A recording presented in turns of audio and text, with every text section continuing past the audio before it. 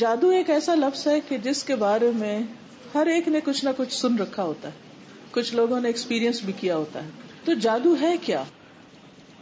جادو کا لفظ ایسا ہے کہ جس سے ہر کوئی واقف ہے، کسی نہ کسی شکل میں، کہیں نہ کہیں ہم اس کے بارے میں کچھ نہ کچھ سنتے رہتے ہیں. جادو کا لفظ اردو زبان کا لفظ ہے. عربی میں اس کے لیے سحر کا لفظ استعمال ہوتا ہے. سحر، جس کا لغوی معنی، لفظی معنی کیا ہے؟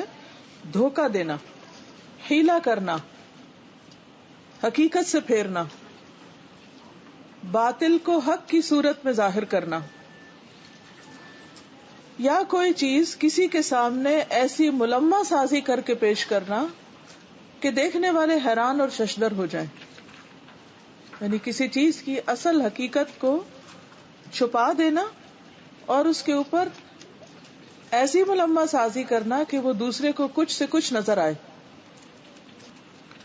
مختلف علماء کرام نے جادو کی مختلف تعریفیں کی ہیں، اس کو مختلف طریقے سے ڈیفائن کیا ہے، لیکن سب کی تعریف میں یا سب کی ڈیفینیشن میں ایک بات مشترک ہے، ایک کامن چیز ہے.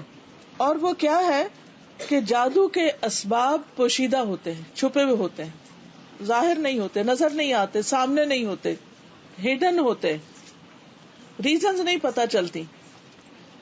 جادو میں عام طور پر شیاطین، ارواح خبیثہ یا ستاروں سے مدد مانگی جاتی، دوسرے لفظوں میں غیر اللہ سے مدد مانگی جاتی. اسی لیے جادو شرک اور کفر کے درجے میں پہنچ جاتا ہے.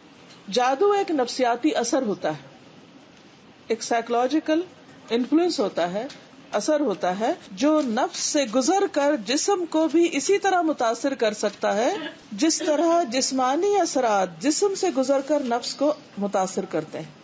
مثلاً یہ پین ایک جسم رکھتا ہے، مادی چیز ہے.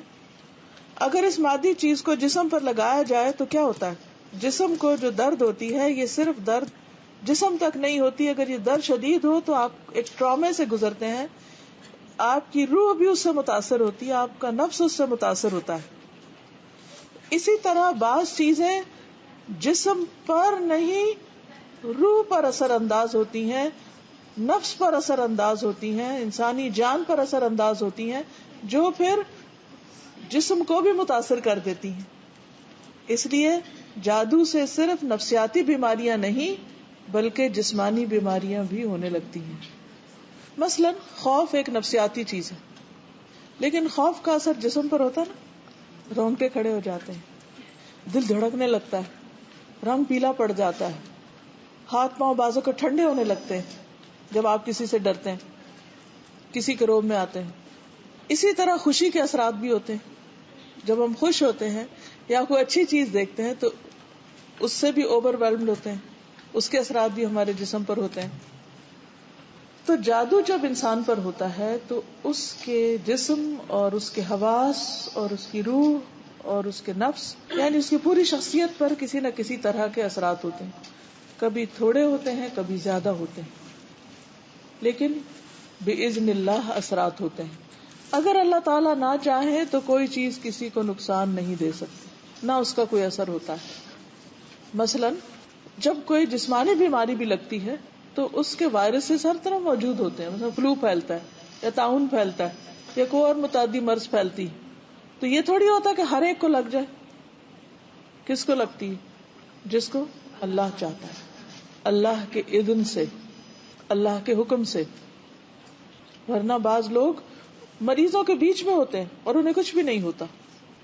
اسی طرح آپ دیکھیے کہ جیسے میگنیٹ ہوتا ہے، مقناطیس، اگر آپ اس کو سونے پر رکھیں اس سے کوئی فرق نہیں پڑے گا، اگر آپ اس کو چاندی پہ رکھیں کوئی فرق نہیں پڑے گا، لیکن اگر آپ اس کو لوہے پہ رکھیں تو لوہا مقناطیس کی طرف کھینچنے لگے گا.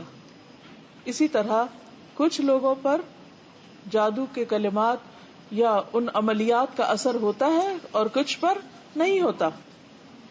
اس کے کئی اسباب بیان کیے گئے ہیں کہ کب اثر ہوتا ہے کب نہیں ہوتا، لیکن اصل چیز یاد رکھیے کہ اللہ کا اذن ہوتا ہے.